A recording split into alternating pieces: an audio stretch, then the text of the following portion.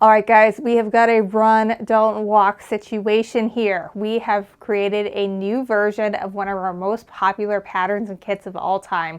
That's frequency. It's in my book, Fat Quarter Workshop, and it uses all grayscale fabrics. And every time we put out a new kit in this, it is gone like almost instantly. So we were able to get Carolyn Friedlander's new line in. It is absolutely beautiful. It works great. It's got the perfect amount of fabrics in order to do the kits. We've got a finite amount of them. So let's take a look at the fabrics, and then we're going to do a replay of the tutorial so you can see just how gorgeous this quilt is. And it is so fun to make, and it looks great in any setting because it's so neutral. Let's check it out. All right, so we have Carolyn Friedlander is an architect by trade. So our first print has got really subtle designs on it of white on white. You can really just barely see them, but it looks like graph paper, and it is so just subtle but pretty. It elevates it from being that plain white. Next up, we have a nice really light grid, but there is a teeny tiny dotted silver metallic crisscrossing across it. Now we have several of these dots. This one is a bunch of dots connected by silver metallic lines. Then we also have same dots connected by the gold metallic lines. This one is a natural, this one is unbleached.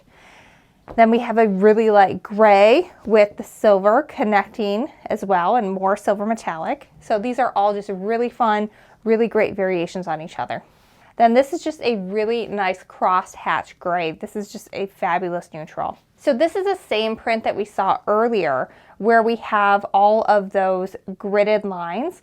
The difference between this one though is that we have that slate gray background, and instead of the white on white, we've got black. This one is really fun too. We saw this print earlier with that white and gray with the silver metallic. This time it is a gold metallic going back and forth. Here's more of that cross hatching, this time in a nice charcoal. The dots are back, this time with a very charcoal background, black dots and gold metallic. More cross hatching, this time more black than gray. Here's that first print again that was originally the white on white. This time we've got a true black with light gray lines going through. So you can really see the texture in this one that's created by that design. And then we ended off with some nice black binding. So this is how the kit comes to you. We take a lot of pride in how we package everything together. Everything's already in order so you know how it's going to look, and we have a digital image of the quilt so you can see how that looks as well. The pattern for this is sold separately in my book, Fat Quarter Workshop. It's because thousands of this have sold already, so we don't want to make you buy a second one if you've already have it. So if you don't have it, make sure you pick it up when you get your quilt kit. All right, let's watch that replay, and I hope you guys get inspired. So let's get started. I'm really excited about this quilt. It is almost entirely strip piece, so it goes really fast. And I started this quilt just about a week ago, and I always try to get a little bit done before I do the video, as much as I can really, so that way I can give you the best tips and tricks in getting it together. And I'm just amazed at how quickly this is getting for how small of pieces that are in it. So when you see it, don't be intimidated by it. It really goes really quick. So let's get started. So first things first, what I've done is I've kind of lined these fabrics up in order of lightest to darkest. That way it's going to travel from the lightest fabrics to the darkest when I am doing my strip piecing. So whether you're using the fabrics that we are using here, or you are mixing and matching from your own stash, or doing a completely different colorway, that's what you want to do. You want to order it from lightest to darkest, so that way when we start doing the Bargello style, that color change is going to sort of weave in and out to create those sound waves as we place that. So here's the other really good trick you're going to want to use. What I'm doing, because we have to eventually get this into a tube, is when I line up my pieces here, I'm going to line it up so that way my selvages are nice and even with each other, like this.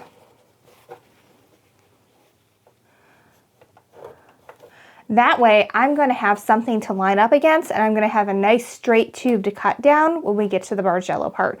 So make sure as you are strip piecing all these together that you are always lining up those selvage edges. All right, so now I'm just going to sew my 1/4 inch stitch all the way down here.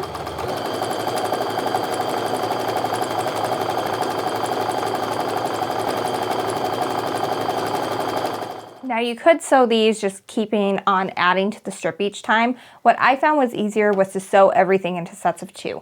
So what I'm going to do next is flip these guys right sides together, because these are pieces 3 and 4 in my light to dark color spectrum here. And I can just start sewing those guys together next.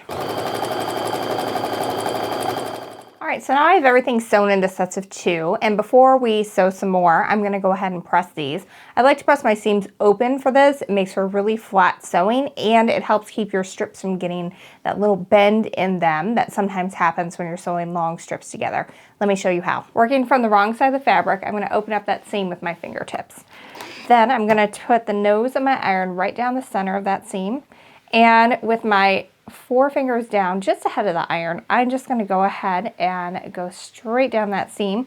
What you want to make sure you're looking for is that when you are all done, you have a nice straight line here.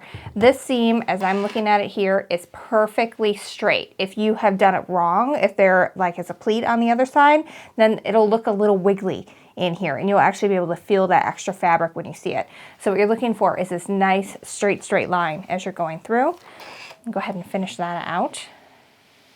And I don't like lift and press and lift and press. I just go straight down, keeping the center of my iron right down there when I'm doing these long strips. Now, I'd like to also hit it from the other side here. And this is another area where you can double check to make sure you've done this right. If you see any pleats or puckers or anywhere where it's not perfectly straight, it means you probably have pressed a pleat into it, and you need to fix that, or your fabric is not going to turn out the right size. You can also see here I've got this edge with the selvage completely straight with each other, and that is so when we make the tube we have something to line it up with, so we have a nice straight tube as we go, as opposed to something with a little bend in it. All right, so here's what we're going to do. We are going to go ahead and sew all these together into sets of 4, and then eventually sew them into a giant tube. And I already have a tube ready to go, so we're going to take a look at that right now. All right, so this is what the tube looks like when it is all sewn together. You can see it is all sewn completely from one side to the other. And you can see here that what I did when I joined it, so here's my darkest piece sewn to my lightest piece. And I've made sure that this part up here was exactly even with those selvages when they got lined up. That way when we go to the next step and we're going to cut them apart, it goes much easier because you have a nice straight tube to work with. If you get this off, then it's going to have like a little bit of a bend in it, and it's not going to work quite right. All right, so I've got my tube laid out, and you can't see the bottom of it, but what you're going to do is you're going to lay your ruler on it, and you want to make sure that the measurement you're cutting to is beyond this. So like, say if you were doing this and it was 3 inches wide, well, you would want to make sure that 3 inches starts after this bit. Otherwise, you're going to end up with selvage in your piecing, and that's not good. That's not what you want. So I'm going to go ahead and get that lined up. I'm not going to give you the measurements exactly here because we want you to get the pattern. If you see something that you love from us and you want to support us, get the materials and the pattern from us, and that will help keep the free video tutorials coming to you. So we thank you for that. So what I'm going to do is just line everything up, and I'm making sure that a nice inch line of the ruler is even with the top. And then I'm kind of checking as I go down that I'm also even here. Your quarter inch seam might not be absolutely perfect, but as long as you're hitting parallel to your seam line, it's going to be okay. It's going to be fine as long as you can sew consistently throughout your piece. So as long as I'm making sure that the measurement that I need to cut this to is past where that selvage is, I'm going to be good to go here. So now I'm just going to cut.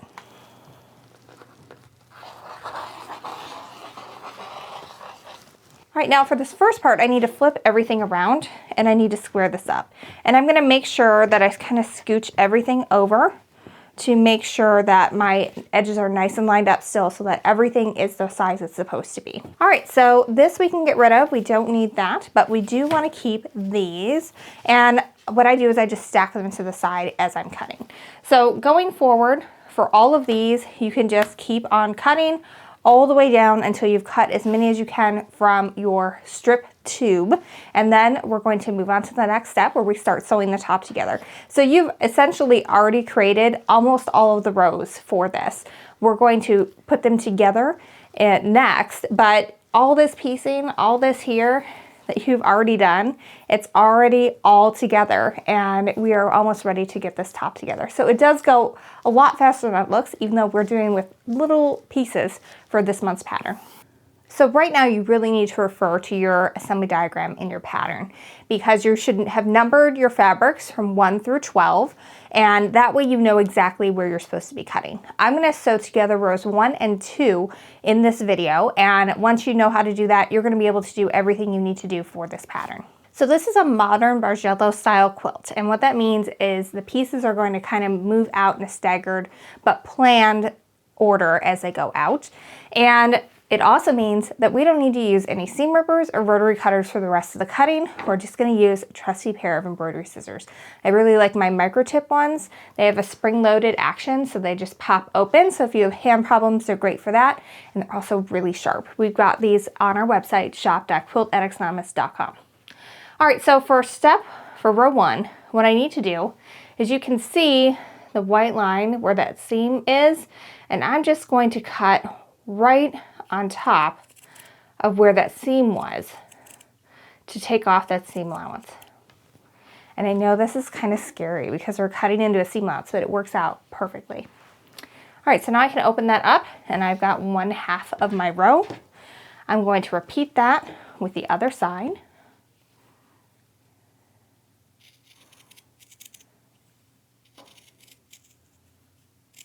And now I have the other half of my row for row 1. So we already have everything pieced together. We just have to sew this little center seam together and row 1 is complete. So it's super fast, super quick.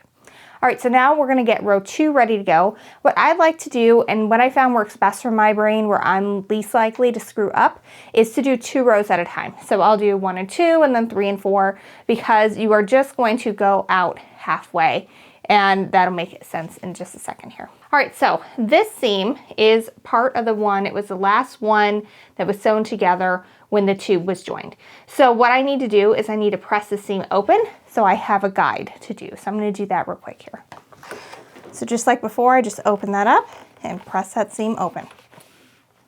So in order to create the Bargello style, we need to have this lightest fabric here start in the middle. So what I'm going, and then everything else kind of, you know, staggers down. So what I'm going to do here is, now that we have these seams pressed open, is I'm going to fold them in half and I'm going to meet up those folds on either side, just like that. So you can see here, I've got the folds right on top of each other where those seam allowances are. So they're right on top. So once I'm satisfied with that placement, I double check both sides so that I have a nice straight edge on top. I'm just going to pinch that. And then I'm just going to finger crease that to give myself a center. And then I'm going to stick my embroidery scissors in, give it a little trim, and now I have my stagger point.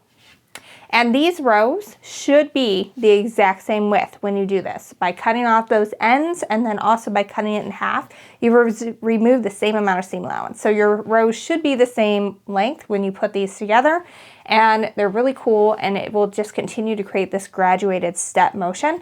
And it's really great. You just kind of have to pay attention to where you are at when you are trimming and getting everything ready to go. That's why I like to do 2 rows at a time, and then I can look and see, okay, I did this next time, so that means next I need to move into the fabric that is after that, which would be having the whole one of this be next. So just refer to your pattern assembly diagram, make sure you are numbering your fabrics, make sure all your fabrics are sewn together in the same order when you are putting your tubes together. But if you do that and you just take it slow, you will be able to do this with no problem. And you can mess up a couple of them, because I certainly have as I've been doing this. When I make the pattern for the first time, I'm writing it as I go. So I don't have something to follow. I'm making those notes and making those mistakes so I know where to tell you guys where to watch out for, and this is one of them. So I recommend just doing 2 rows at a time and you'll be good to go. All right, I'm going to go ahead and give this guy a trim, and then we're going to sew these guys together and join our rows. All right, so I got that fold again. Give it a little trim and then line it up. So you can see how this is starting to look cool already, because that is just going to be that graduated step out. All right, so now I'm going to fold these right sides together so I can sew these center 2 seams together, still using that 1/4 inch seam. All right, so I really just have to line these up like I would any other fabric I was sewing together, and it's not a huge amount, so it is, you don't have to pin this. You can totally get away with skipping that if you want, but by all means pin it if you feel like that will help you.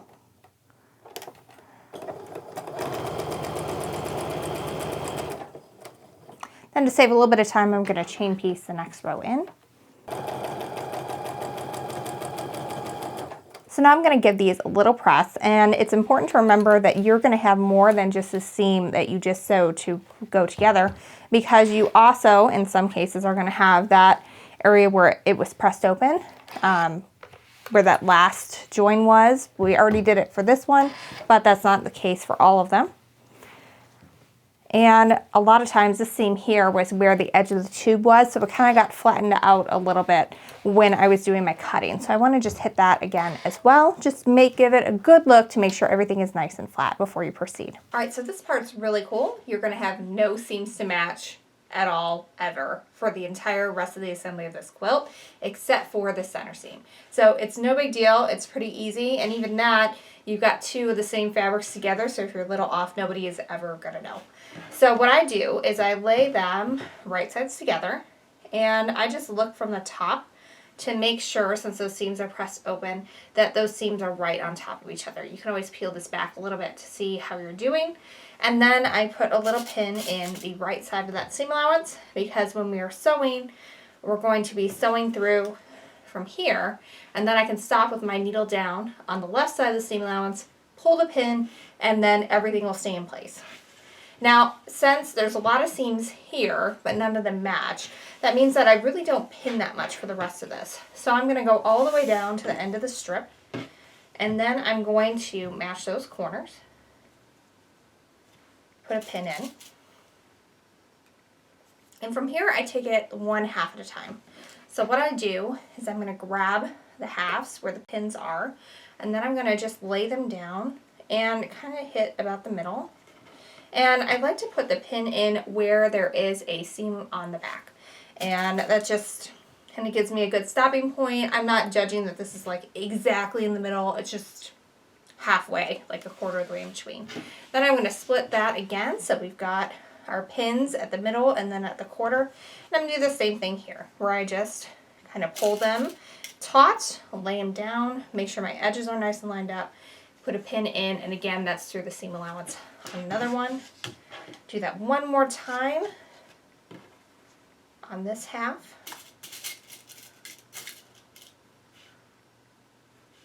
All right, so I've got a pin at the end, quarter way through, and halfway in between that, in the middle, and again halfway in between the quarters. I'm going to repeat that on the other side, getting these ready to go in the sewing machine. And when I'm doing this part, once I have all my ones together, the way I kind of split it up is I did half of one of the frequencies at a time.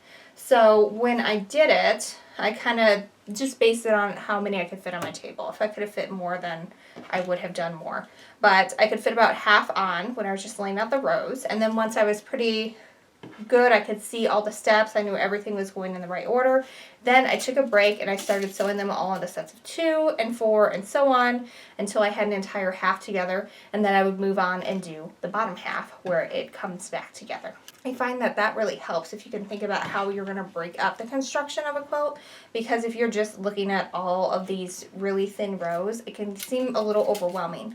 But if you think of it in sections like that, like first I'm just going to get all my rows together for half of one of these, and then I'm going to get those together, and then I'm going to move on and I'm going to do another half. And then you can easily break that up into a couple hour segments and really feel like you've made some progress. So that's how I kind of tackle it in my head. You do what works for you. So I do leave this first pin in long enough just to get those first couple of stitches in, so I know that that is good and secure. And then what I do is I kind of just pull it taut until that first pin. So I'm always kind of working from pin to pin here. And I just kind of put my hand down to kind of keep it nice and taut. You don't want to stretch it out, that would be bad, but you do want to keep it kind of snug. And the other thing is, because there's a lot of these seam allowances here, I kind of lift up every time I go over this lip to make sure that those are laying nice and flat. And yes, if I do have one flip, I will unpick that and flip it nice and flat, because that will ensure that my quilt lays super flat and I can do whatever I want when it comes to quilting. So again, every time I get there, just kind of lift this up, and that kind of helps that seam that's pressed flat just lay the way it's supposed to. Alright, so I've got to the first pin, so again, I'm just going to grab until I've got that other pin, and I'm just going to repeat as I go down this strip, sewing my 1/4 inch seams.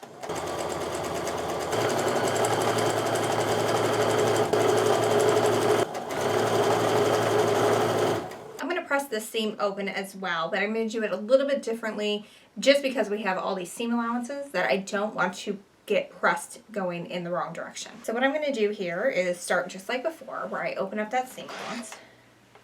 But instead of just sliding the iron straight down, I am still opening that up with my fingertips, but I'm going to lift and press for this one.